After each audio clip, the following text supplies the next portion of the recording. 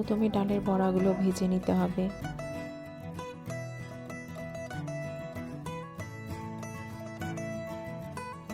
রান্নার জন্য টমেটো কুচি, পেঁয়াজ কুচি, লঙ্কা কুচি রেডি করে নিতে হবে। এরপর কড়াইয়ে তেল দিয়ে গরম হয়ে গেলে পেঁয়াজ কুচি দিয়ে ভালো করে নেড়ে নিতে হবে নরম হওয়া অবধি। এরপর লঙ্কা কুচি ও টমেটো কুচি দিয়ে দিতে হবে।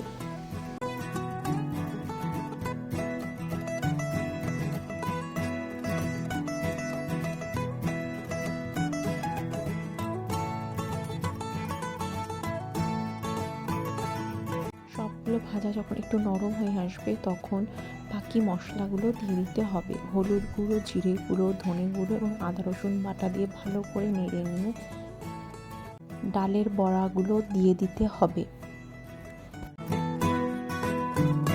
মশলাগুলো বড়ার গায়ে লেগে গেলে সামান্য পানি দিয়ে কষাতে হবে। এরকম পর্যায়ে চলে এলে ডিমগুলো দিয়ে সামান্য পানি দিয়ে ভালো করে কষিয়ে নিয়ে নামিয়ে নিতে হবে।